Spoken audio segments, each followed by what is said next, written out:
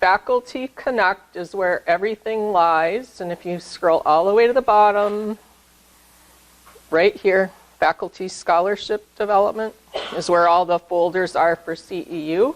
And here's today's. Today's is about completing IRB applications and responsible conduct of research. So all of the handouts are below the PowerPoint. Here is the university IRB user manual. If you dare use it, go for it. It's a little bit hard to use. And here are several forms and instructions that I'll go through during the course of discussing things today, but would only apply to you if you were doing something very specific, like a project at Spectrum, a project at Mercy, or needing to do something with what I'll tell you in a second is called Reliance.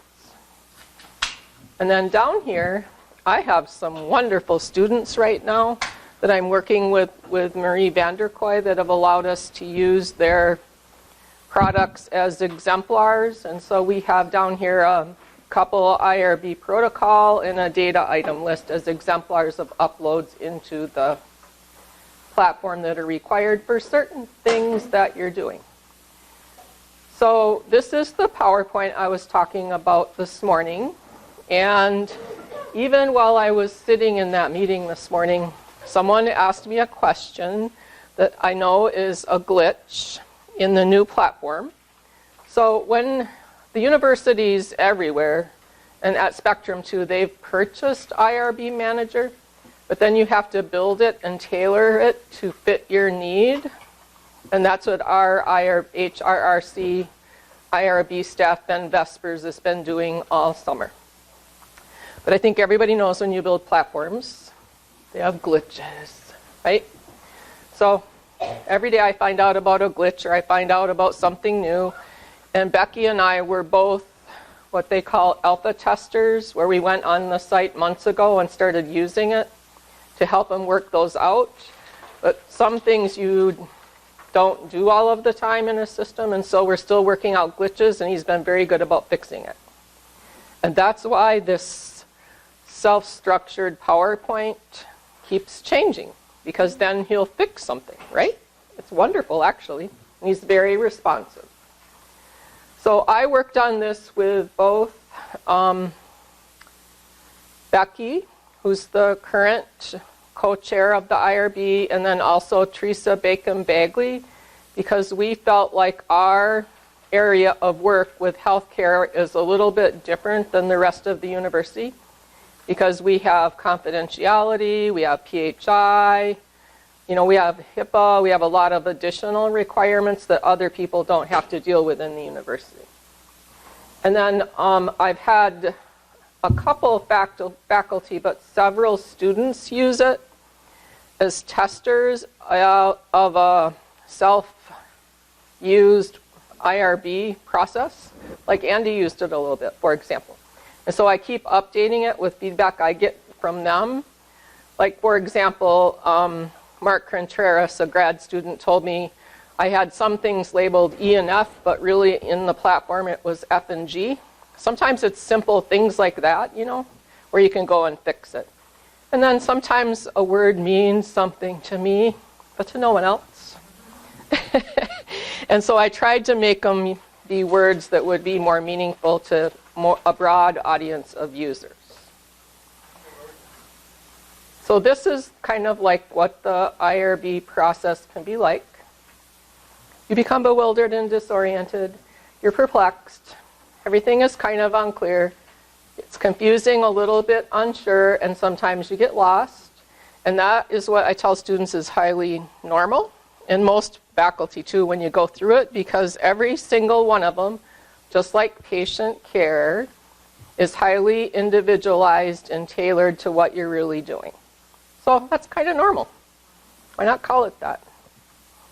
So today we're just going to go over the new purpose of the IRB Manager and its use within our department, and how to access it as a user, how to navigate it, submit an application both for research and/or quality improvement, and then talk a little bit about two of our partners, Spectrum, and Mercy, because they also have very stringent requirements. Some health systems do. Some health systems have none.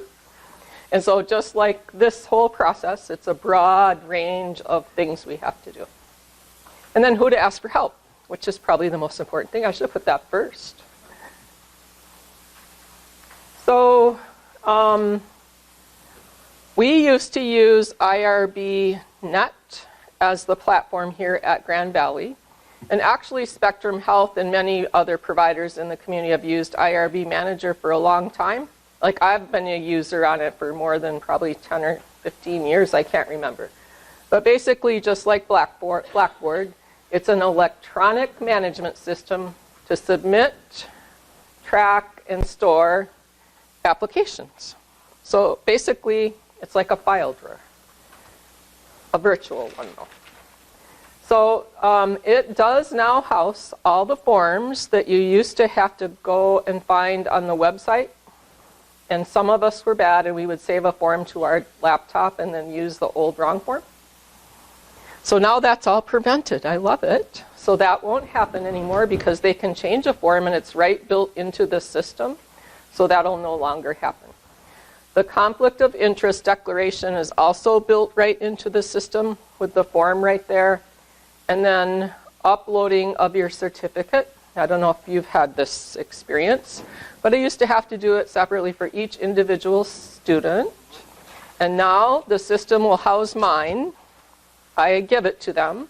They look at it, and especially my current and expiration date, and they actually log that in the system, so I only have to do it once for all the people I'm working with, and they even send a courtesy email when it's about to expire. Isn't that a great feature? So, unfortunately, someone just told me the feature's not working, but we'll get that fixed, I'm sure. Well, you know, there's glitches when you have a new platform, but we'll get that one fixed. And there's also a way for the system to automatically identify when you believe it's a QI project and you want a determination. So there's many users of this, faculty, students, staff, and in particular, all of the, what they call human research. Well, they named HRRC and are calling it ORCI. And I asked them to change their name. Could you please make it something I can remember?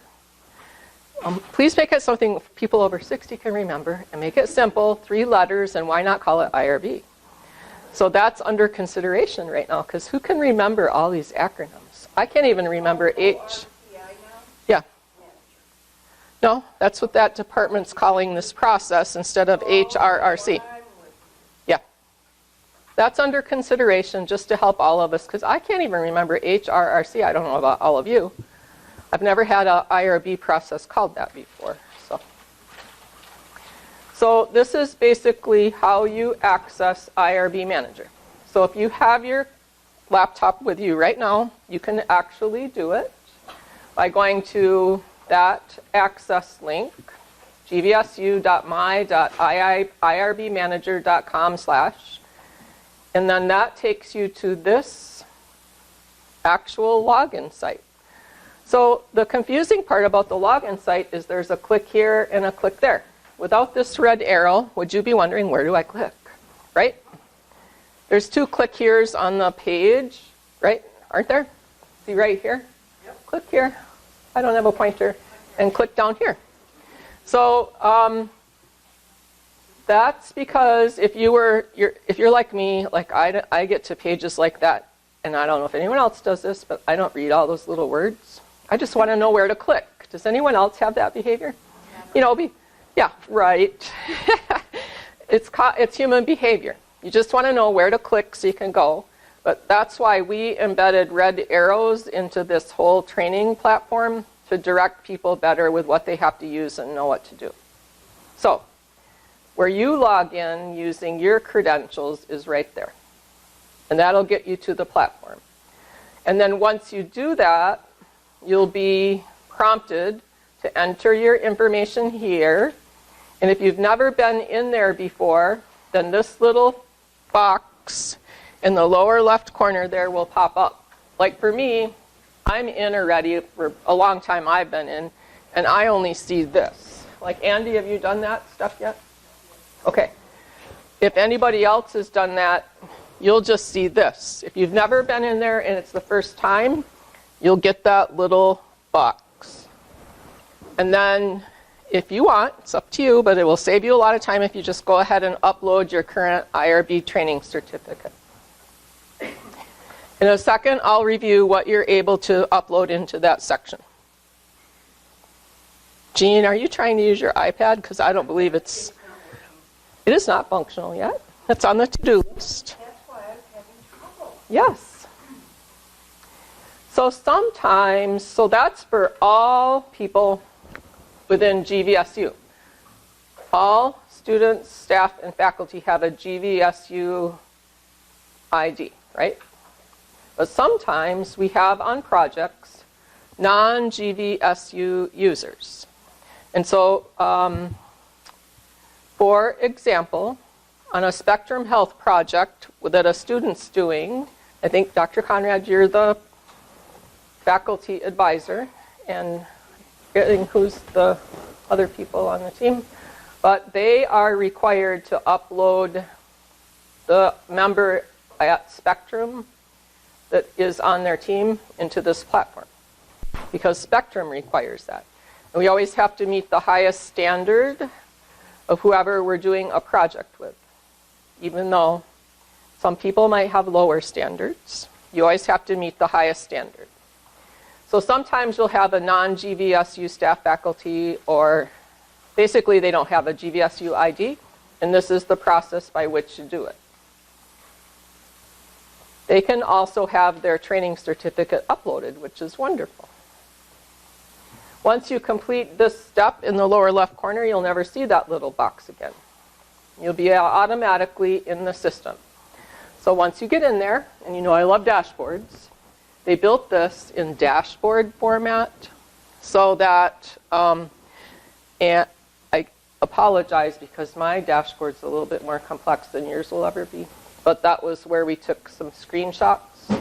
But you'll be able to see this is a drop down of actions, and then this is a drop down of everything that's in process. So this is new stuff, or where you need to find something. And then this is what you have going on that's in process already. An example of recent items that will come up under that left-hand column. So the left-hand column, you mean my right? Okay. Like over here? Down one more. One that says recent items. Middle one, middle. Move Correct. over to the right a little. Yep. There. Yep. So that just tells you, just like when you're shopping in Amazon.com, what you most recently looked at. Okay, thank you. Yep. And these are kind of like descriptors. Like each of these boxes is a descriptor, and the arrow tells you what it is. So I don't know why, but they can't change it. Their forms are now called X forms, and they actually call them Start X form. So that's where the forms are. People will use that a lot. That link takes you to all of the blank forms. I don't know. Now we got X files in our IRB. And then this is primarily if you have a sponsored grant activity, like NIH or something like that. And then these are recent items, just like Jean was asking. And then down here are my documents or forms that are in process. Over here are 3 active studies, and it kind of tells you the different stages of them. So if you're a faculty and you're over like 3 DNP projects or 2 undergrad, it'll list all of them right there because you're faculty of record on those projects. And it also lists if you're like on an advisory committee and someone else is the faculty of record, it'll show in here. Down here are basically the forms that are like in process. So sometimes, for example, a student will be starting a form and they're not sure what to do and they leave it dangling out there undone because they want you to look at it.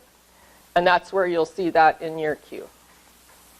And then these forms are actually awaiting attention, and like that would be if someone processed to the point where you have to review it and approve it and then submit it with an application. So it's kind of like a work queue. It's kind of how I think of it.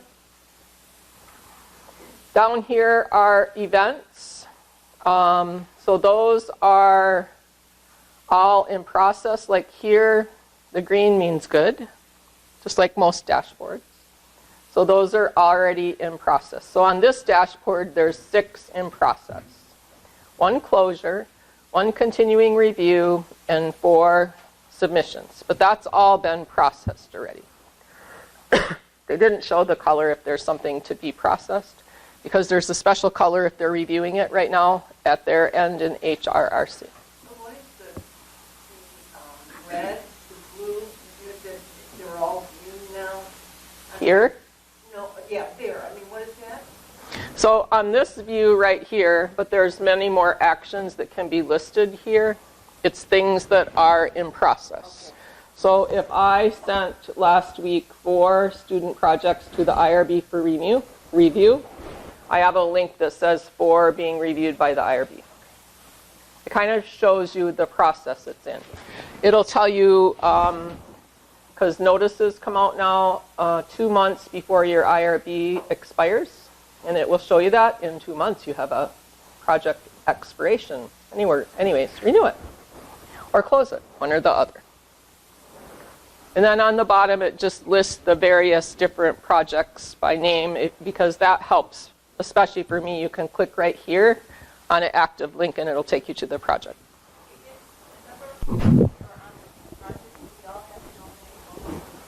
No, because there's always a faculty of record, 1 faculty of record on a project. Yep. Could you hear that, Vince? The actual question itself, no. Yeah. If there are multiple faculty on the same project, and one is the faculty record, we all received email saying that our project's going to be closing soon. Do we all have to go in individually? So that answer is no, just the primary responsible person on the project is required to do that. And actually, their name will show. You see where this one says test right here? The primary person's name will show right there in that drop-down category.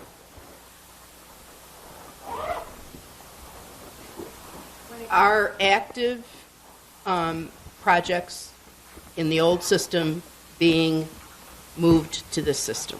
So that's what Becky was talking about this morning, and it was to already be done, and now they say it's going to be done last week and then this week. But yes, yours is there, so maybe it happened now. It's been being worked on for a full month now. And if it wasn't active, are they going to remain as an archive on the old system, or?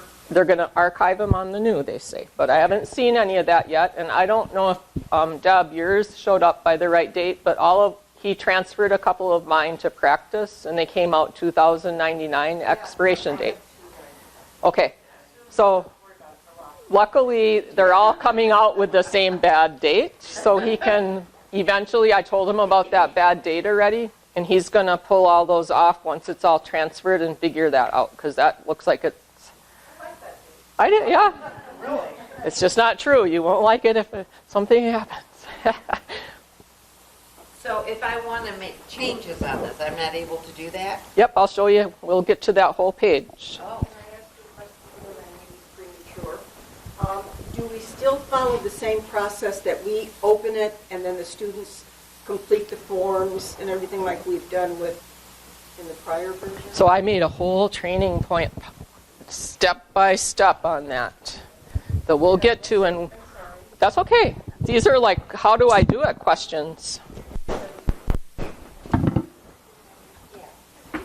So here's what the form screen looks like once you click on Start X Forms.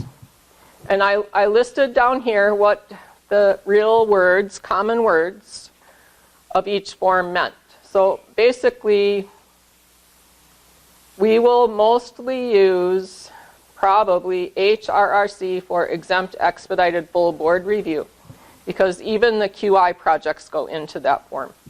And you just click on that link and that will get you started on a new project. But you can see here's closure forms, QI determination. You know, there's a nice little laundry list of forms there. So Sandy, it's not going to have those new acronym initials? That O whatever? Well, in various parts of the platform, they are there. Sometimes they are and sometimes they aren't. So even if you're going in for QI determination, you're still going to use the other forms you just mentioned. The HRRC exempt. Yeah, this kind of turned out blurry, but you can see it really clear when you open up the screen yourself in the live program. Oh, here we go. I see it. Yep.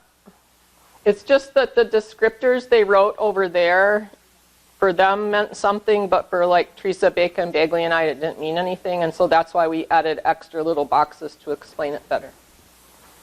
So they set the system up where almost every question requires a response, so a person can't proceed through until you fill out what it is you want to say. It uses what's called smart logic to guide you through the questions. And there's a lot of what ifs, so if you answer yes or no, different parts of the system will pop up or not pop up. And there's the navigation buttons at the bottom of the forms page that are kind of self-explanatory. Previous, next, save for later, add attachment, you know, just like any kind of a platform. And I think most of those are self-explanatory. So for research project paperwork, this is what would need to be completed. If you're unsure, you know, basically ask if you're not quite sure. So now I'm going to try to go through the slides a little bit faster because it's self-learning for people. There's 55 slides and we can't go in depth on every slide. But if you have a question, just stop me. So this slide I did primarily for student QI project work because there's a lot of confusion regarding that. This tells them step by step what form to do, and every item is labeled to match now with the number inside of the electronic form. And it goes step by step by step. It's very clear. Only faculty PI can sign. What I have had, and successfully, students have started these because they've been able in the platform. They do what's called initiate it, and then they list the faculty of record in what they call in this platform the PI. There's a special box for that. So with Diane Conrad, for example, her student last week was setting one up. He started it because I was helping him. He was one of my testers. And then he listed Diane and added her email, and I'm just imagining Diane probably got an email. No, good. Great. Yep. The email comes from? It's the system. Comes from IRB manager. So the student can start that now. It took some negotiating, but yes. And then they can progress. If I have shown them workarounds, like for example, if they don't have something completed and they have to attach it before they can progress, I tell them take a blank Word document and attach that so you can see the next page. But before we submit, you have to go back and delete the blank form, for example, so they can learn the system better. But this is working. I've now had 6 graduate students do it independently and give me feedback on how to fix this training. It actually gives rationale about even why to answer yes or no sometimes. So I get a lot of questions about training certificates, and either a EPIGM or a city is able to be used for Grand Valley IRB. However, if you're doing, see the little print, Spectrum, Mercy, and Metro, they only allow city. So that means if you only have an EPIGM, you have to do the second training. So for some of us, like me, I know I will always have someone that needs city, so I only do city. So that's okay, we don't have to do FPGA, we can do city. University here, Grand Valley, accepts either. But will city still accept the login? So Grand Valley did not pay for that any longer, but you can log on as a visitor, and I have instructions how to work around that. Okay, that's a really good question because I had to do workarounds on all this. So, and always save your certificate. You never know when you're going to need it. Don't email me and say you can't find it because I can't do anything about it. And then the personnel tab, which is collaborators there on the top. See, this is where things get confusing. What is collaborator? What is personnel? But basically, they're adding a person to their application to tell the IRB who's on it. And then, I'll show you later, there's a way to add me. Like I tell a lot of students, if you want help, I can do it virtually. Add me as a collaborator. And I show them how to do that. But I'm not on the project. So we should add, the student has to have the project advisor, the GBSU member, and the community member all add their stuff, right? So, that's a very interesting question. And our IRB does not require that all community members are added. So, if you have a student doing work at Spectrum or Mercy, they require all. Grand Valley has not been requiring all. So, in one sense, that's to our advantage because if we have a student at the Greenville, I don't know, health department or something, and they just don't do that kind of thing, then it doesn't preclude the student from doing the project there because they have a collaborator that won't do the training, right? So then I just advise the student, don't add that person to the platform. It's kind of like another workaround we did. I don't know about you, but my experience with the community people is they hate that training. It makes no meaning to them whatsoever. It's a huge waste of their time, and it makes them angry. But if you're at certain sites, there's no workaround like that. It's required. So this is how you can submit forms for review. You can either save it for later, print it, or submit it. Now, this is the new rule here at Grand Valley. Before this, anybody could hit the submit button. Now, only that, what they call the PI, which is Common Research Language, can actually submit it. Students can't, I can't, no one can. Just whoever's name is in that box. Project advisor. Yep, they call it primary investigator in their IRB world language. And it's still called that in the platform.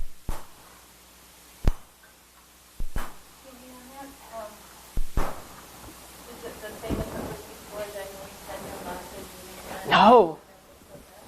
It's so awesome, the system. Ben worked with me to auto that, so we get automatic now.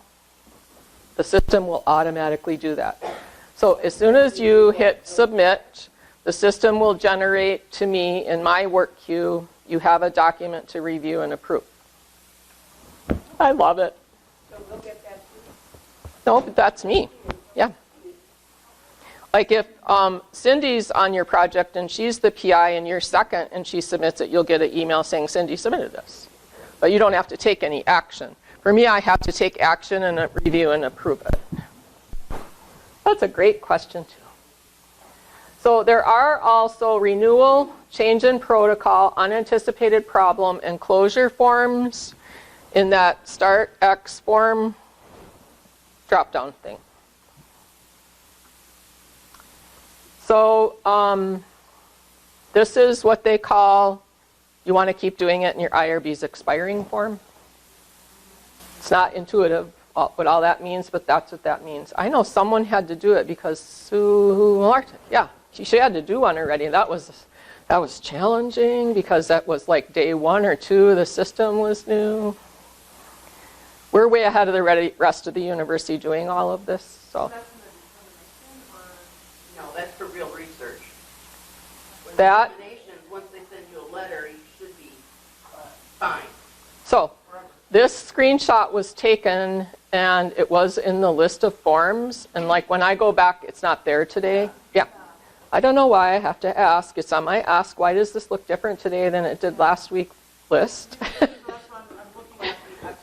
I know. I agree. Someone changed it and it's, yeah. I don't know.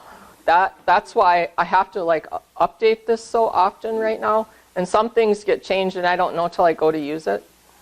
So I can't answer that question, but that's why we're in continuous QI on this training thing.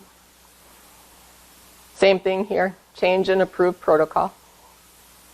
Unanticipated problems, that means I had one last week at a different location. I'm trying to think what it was. Oh, I was working with a student up in Toronto and she had by accident enrolled someone in her project, her research project that didn't meet the inclusion criteria. So she had to do an unanticipated problem form. So even if the students accept and then they change their protocol, do they still have to go back and change it? So our, But not yeah. discrimination. Yeah, our IRB doesn't seem to have a clear standard of when to do that here. Like I could tell you like at City of Hope Cancer Center, I know clearly what they want to know. And I don't have a feel here for this IRB yet because they've been like all over the map with those decisions. Normally you can like nail exactly this is what they want. So what I tell students is notify them. Ask if you're not clear by email, do you need this? And then they'll respond. So that's my advice right now with our Grand Valley IRB. Like I could probably answer that question more clearly at Spectrum. I would know what their answer is. But here, sometimes I'm not sure, or yes or no. But even if it's exempt, it still is. It just meant that they didn't have to go to a full committee. So it still, Right. it still has research Right. review. Right. So you So- still have to do it. And I always err on the side of let's do it, and then they can tell me I don't need it. But once it's determined that it's QI, we're out of this track, right? Well, if it's a QI project, like for example, last week there was a debate. I want to add on collecting additional items in data. They wanted to collect some more confidential patient information. So then this is a great example, this really happened. Had a conversation with the IRB. I said to the student, let's notify them. Okay? So they did a nice little email and they always make them copy me so I can kind of see what's going on. And the IRB said, you absolutely have to do a reopening and redo that. And this was on a QI project. So then I jumped in and said, well, this is a QI project and this data will be de-identified. It's still kind of confidential PHI, but it's de-identified. And then the IRB came back and said, you do not have to do a reopening if it's de-identified data for a QI project, unless you're changing the scope of your project. Right. See how this is like not like yes or no? There were like 6 variables in that decision tree. And the student couldn't in any way do that independently, I don't think. And so you can't answer that question yes or no. You have to think through. Are they changing the scope of their project? Did they change their PICO question? You know, are these identifiable variables or not? You know, so there's many things you have to think through in regard to the problem. It was interesting. I had a case where my student was just doing a one-site evaluation of a new informatics application, which Spectrum had every intention of rolling out to all the other facilities, and that got into the protocol, and immediately this sounds like a generalizability, and so there's a lot of exchange back and forth to get that worked out. Yes. And so one of the things that have been confusing for people is on QI projects, the majority of them are actually looking at something within an electronic health record. They're observing some clinicians doing something, In essence, they're in there by PHI and by people. It's very protected. Those are data points. She wasn't pulling data out. I didn't say they were pulling it out ever, did I? No, but they're looking at it. They're in an environment where it is, and systems are extremely sensitive about people in their environments and what they're doing there, and then thirdly, what they're going to do with it. Okay. So I think you just have to treat it just like PHI or FERPA and be careful. Yeah. So I think there was this misconception going into a place, wherever they're doing healthcare, whether it be Spectrum or Mercy or somewhere else, you're by the patients. Our students are in there with them. They're doing a project. They're going to see stuff. They're going to hear stuff. So really what you're doing is making sure they know what you're doing, you know what you're doing, and the student's doing what they say they're going to do, right? I don't think it was always looked at that way. So this is a closure. If you're going to entirely close a project, we don't have to close QI projects. Yep. GVSU and Spectrum just negotiated what's called the Reliance Agreement. So students only have to apply at Spectrum, and Grand Valley accepts that now. But unfortunately, since I did one last week, I don't think they really do, because they still made us go back and fill out the whole application form and give them everything. So, yes, yes. So I am in discussion, like, why? And I hope to resolve that, because we thought the workload would be cut in half, but in essence, it didn't change. So just make sure that I understand what you just said. Don't have to close QI project. Yep. But up there, is that what the Reliance side is? Nope. It's a different topic. Okay, thank you. Wait. Yep. It's because I got 58 slides, and there's so much you have to do. There's so many nuances. That's where the form was going to be, and they changed that screen, and I have to update my PowerPoint now. In essence, they're still making us do HRRC applications as if it's a new project. And Reliance is basically reciprocity. Correct. That's what the word means. One IRB relies on the other. And the agencies are doing that? Because I got big bill from Mercy. No, they have refused so far. But there's a rule coming out in January that they have to. It's just that they are arguing about who's in control. They've been meeting, I've been going to those meetings for 9 or 12 months already. So this is how you add a collaborator, step by step. And then I thought I'd do FAQ because I get a lot of questions. Who can sign the application? Only faculty. It's virtual now, so it's wonderful. No paper involved. And here was the rationale for changing it.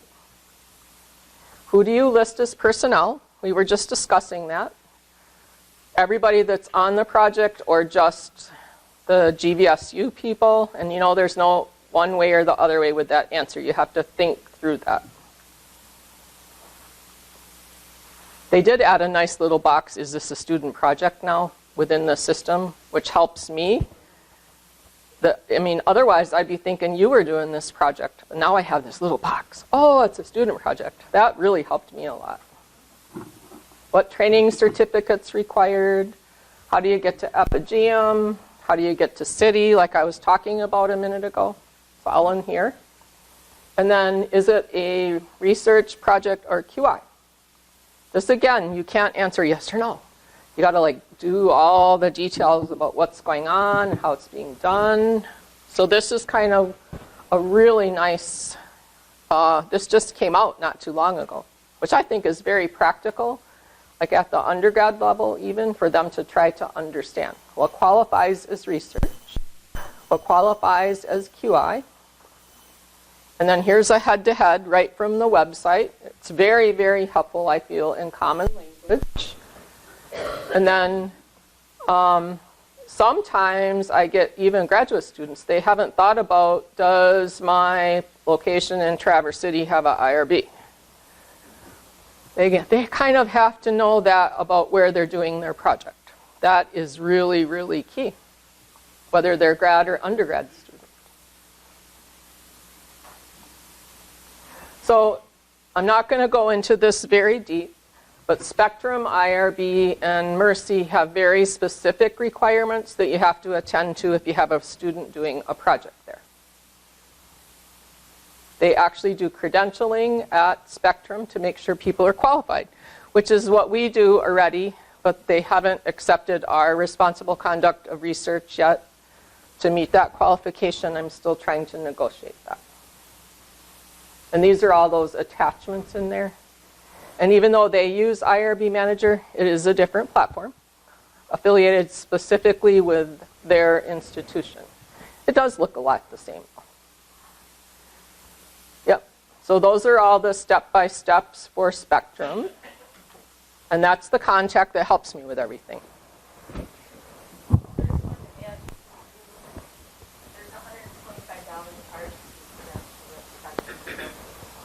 Our students haven't been having to pay that. Faculty? Okay, I have not. So, I made really good friends with the research nurse, and she's on the IRB now, the new one. And so we haven't been being charged, Marie and I. Well, see, Barb, you're new on that. Yeah. But so far, none of us have been charged. Because I know about that. I'm not going to ask. They are delighted that we're helping them. And It just seems like it's but I'm on an actual Falls research project over there, and I have not paid, in addition to my student work. that you initiated or you're helping them? We're co-investigators, Jennifer Kaiser and I. Yes. I haven't wanted to say, hey, do we have to pay that $125? Because nobody has, and Barb is new on a project, and Cheryl Cook is new on a project, and so I'm like, I don't know. But if it happens, like I'm going to then negotiate, like we help them with a lot of projects. I mean, Do you have to go through training and everything? yeah, All the training for all about not student. This is student training. I didn't have to do that. Marie hasn't. maybe they've changed now. Well, see, this is one of the glitches with the system. Spectrum Health IRB will not allow a faculty member who's a non-employee to be on an IRB application. So either a student employed person is the PI, or the students who's not employed at Spectrum has their site mentor be the PI. They're actually allowing students to do it because they're employees. But as a courtesy, I worked out with them where I could view the applications and know if something was wrong and then get the student in the seat to get it fixed right away. But I did inadvertently have a student submit something that wasn't done properly, and it caused a big stir. Because I don't have any way to stop it in their system. So, but you know, we're working with the outside system, so it happens. Be in touch with you as to what's going on, or? With what?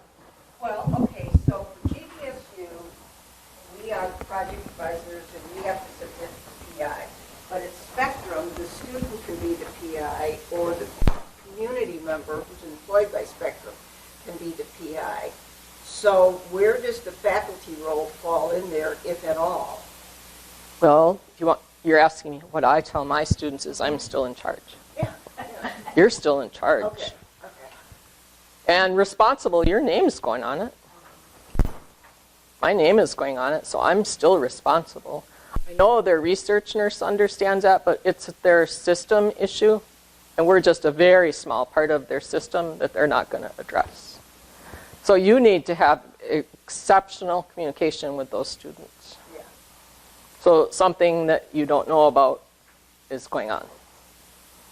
But they would need to submit the same content that they submitted Absolutely. previous year. So that's one way of controlling it. Pretty much, wouldn't you say that's true, Marie?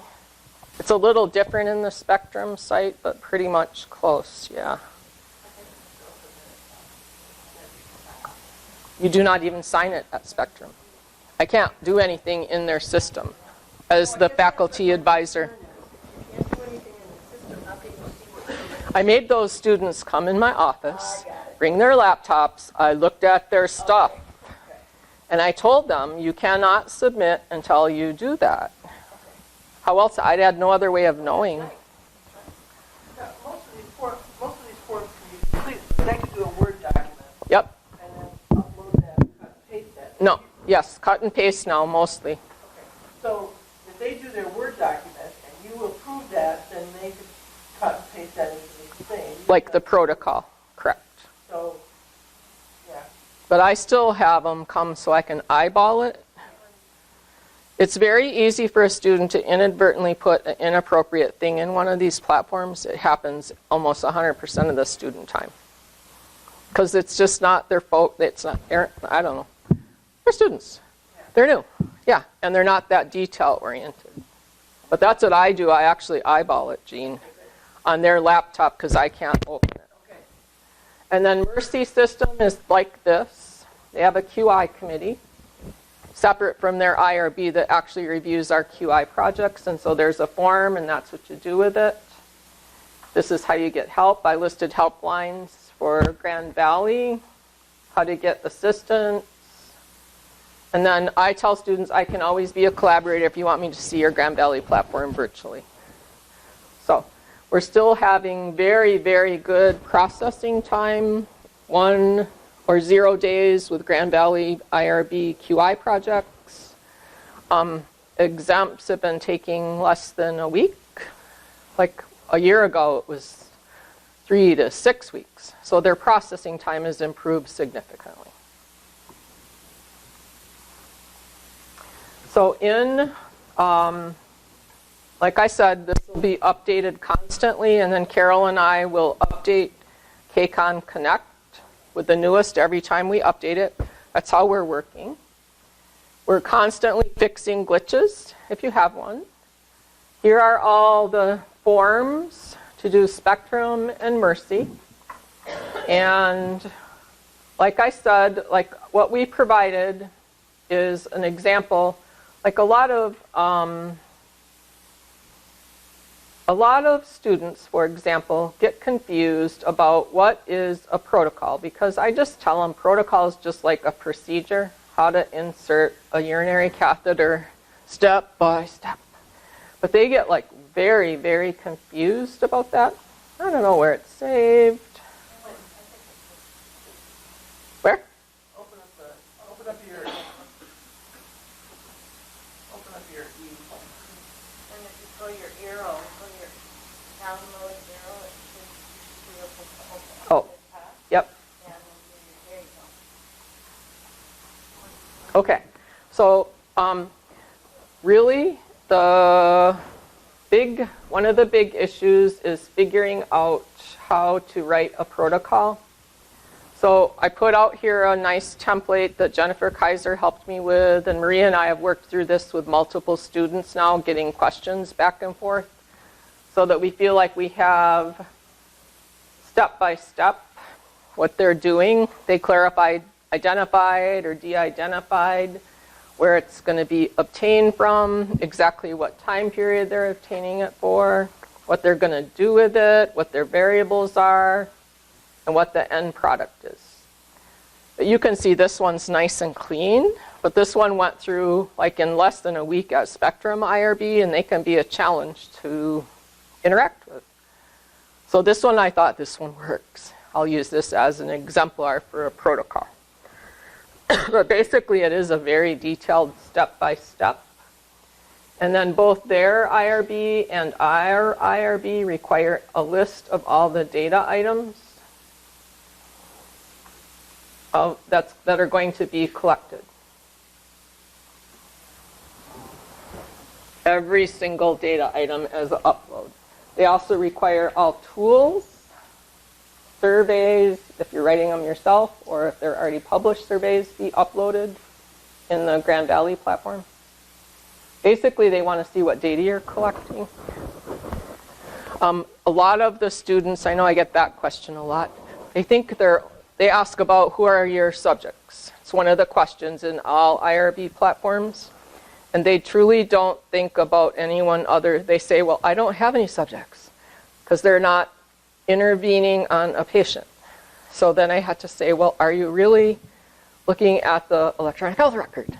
Yes. Is there patient information in there? Yes. Well, then those are partly your subjects. Are you eventually going to talk to a staff member to ask them how to change their practice?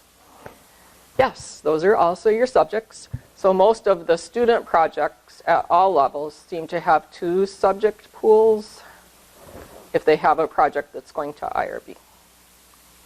So, let me just make sure I got this right. Even though there's not going to be any direct interaction with the subject, if you're accessing their data, then patients would be considered subjects. Did I hear that correctly? So you are interacting with their record, and that's their protected PHI. So you are interacting with the patient. They own that first, and the system owns it second. I'm sure they'd argue about who owns it, the person or the system. It's their stuff.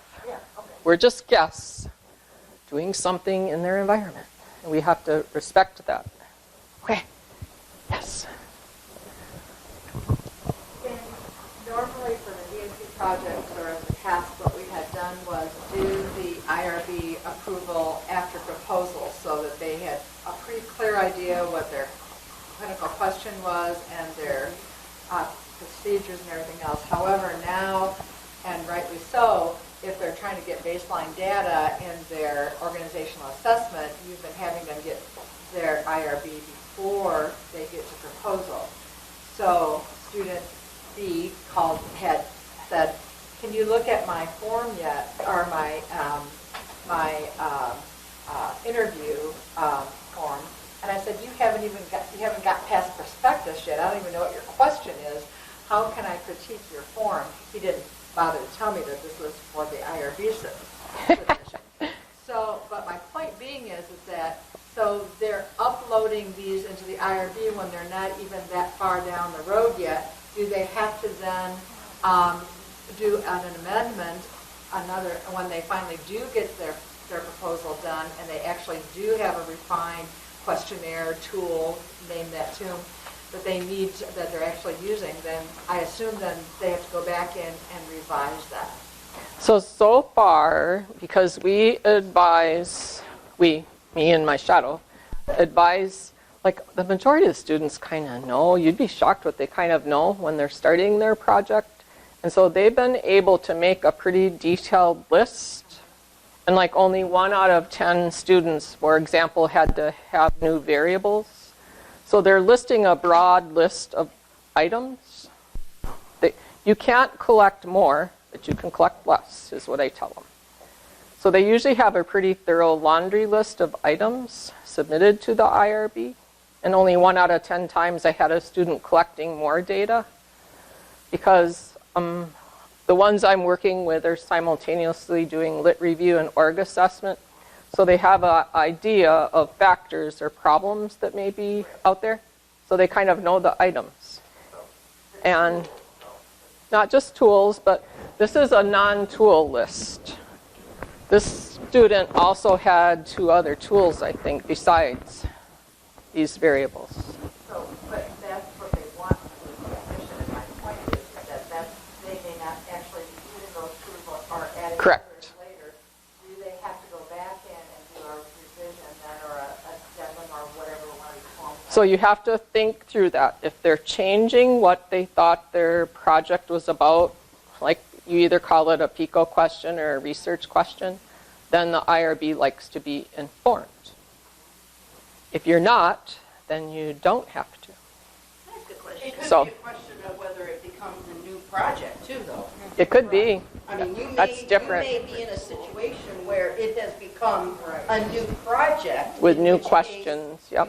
You would close the other one if it was not considered QI, if it had been exempt or something.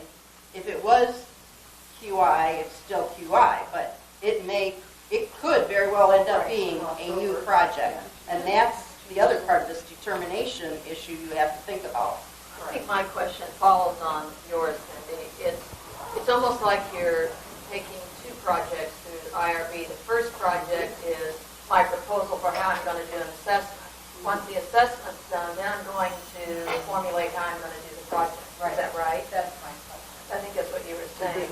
So, And the hospitals are requiring IRB approval to do assessment. So what I found is we had students going into areas and doing things with protected health information and observing it and writing about it where there was no real approval before. And Spectrum, for example, is formulating a data use committee because they don't want that to happen. Can you give me an example of what kind of patient protected information would be used in an org assessment that isn't aggregated already? Well, it's not that it's not aggregated. That's a different question. But they feel that all data is confidential, even anything not on their website about the organization. Okay, so it has nothing to do with whether it's aggregated or at the individual unit of analysis. Really, that's about de-identified or identified. Yeah. In essence, that's what that question is about. There's a lot more sensitivity about data now than there used to be. I've always thought that the purpose of the IRB is to minimize the risk for our human subjects. And so if I think about it that way, anytime I'm touching people and collecting data about them, I am putting them at risk. So I have to think about that relative to why I'm putting these things. And it protects me as well as the patient.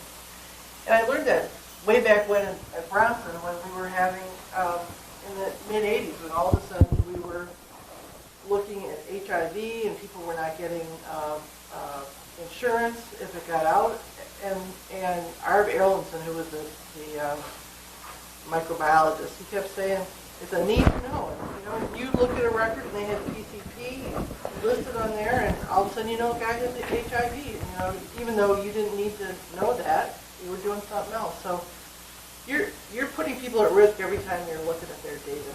So. And I haven't found, like in the 10 examples of Maria and I most recently, of all those, we only had to do one IRB because the students seemed to be pretty well informed about what it was they were working on because they had read a lot of the literature, told the IRB where they thought they were going to go. Of course, it adjusted over time after the assessment, but we've never had to go back and do a second IRB. We only had that 1 out of 10 that was adding additional variables, but that was because their site mentor said to. What's somewhat distressing, though, is the reason they're doing the org assessment is to identify what might be an appropriate project. And yet we're saying they're going in already knowing what their project is. I didn't say that. I said that we've had very well-informed students who read a lot of the literature.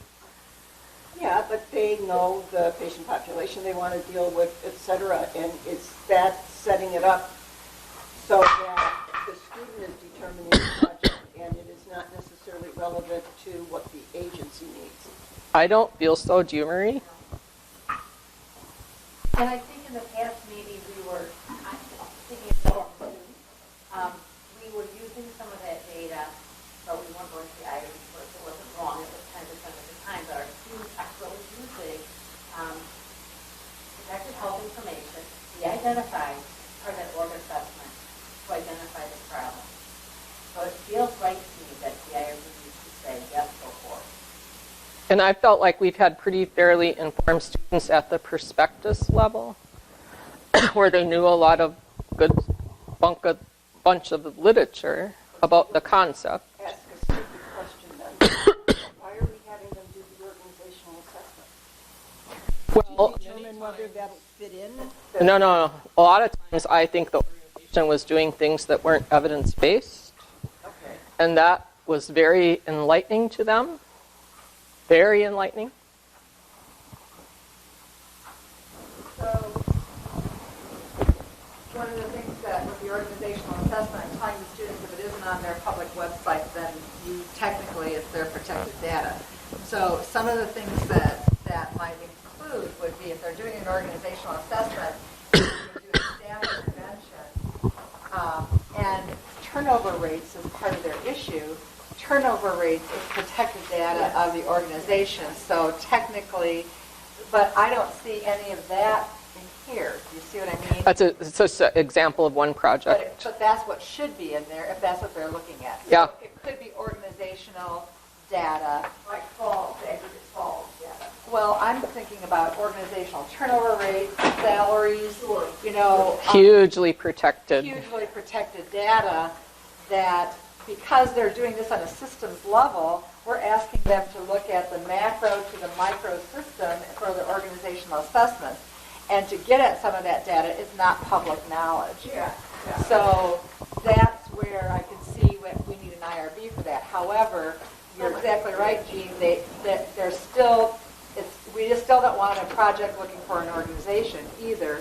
We want it to be within the context of the organization. That's why I was saying, what are the trigger points where they may not know yet, and then when do I have to go have them tell them, now you got to go back in and change because you're going to use a different tool or your question changed or whatever, which frequently happens after an organizational assessment.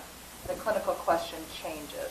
Well, how do you know what the question is before you complete your assessment? I mean, so you might have an idea. You might have an idea of phenomenon of interest, but you don't have the exact, that's my point. Or propose how you're going to study it. How are you going to study it? So I think we're still in that, fact-finding piece of this QI, The learning. a learning experience of, because I have a lot of students that have a phenomenon of interest, they have an organization, they need to get to the organization protected data, and I understand the need for the IRB, but I can also see that there may need to be more protocol for us on when is it then that things go 190 degrees different, when do I have to go back and inform the IRB? And that's where we have to use our own intellectual thinking. Did the PICO change? Is the data new? Like 100% of the projects Marie and I are working on, we're back to the initial site meeting where we all sat together with the student and the mentor explained what their wicked problems were. They have many, but one kept floating to the top. And then Marie would say something like, is this your wicked problem you want us to work on?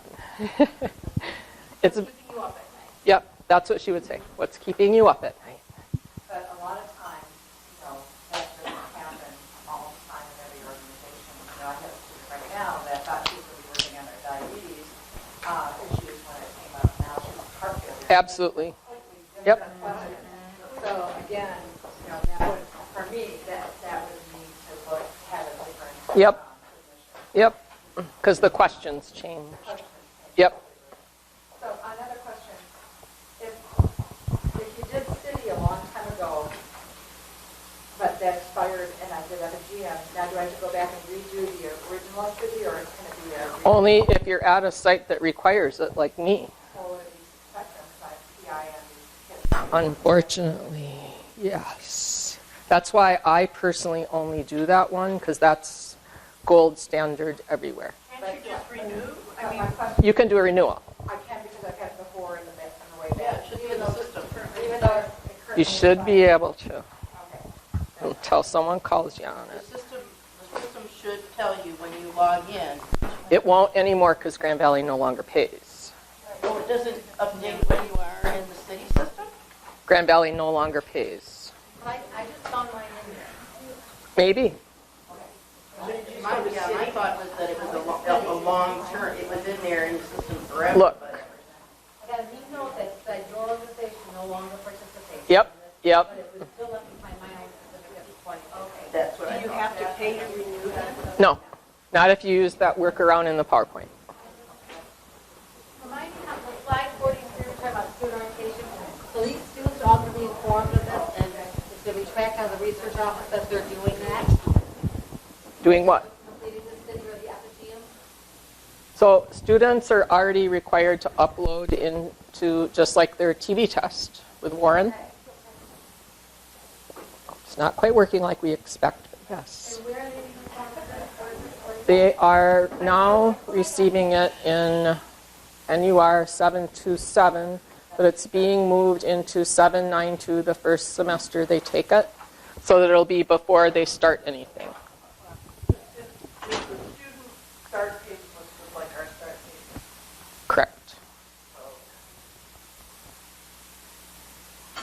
As you can see, this is a fluid, dynamic, ever-changing process that there are no clear answers to. As clear as you can tell. Well, everything is different, just like patient care. Thank you for coming.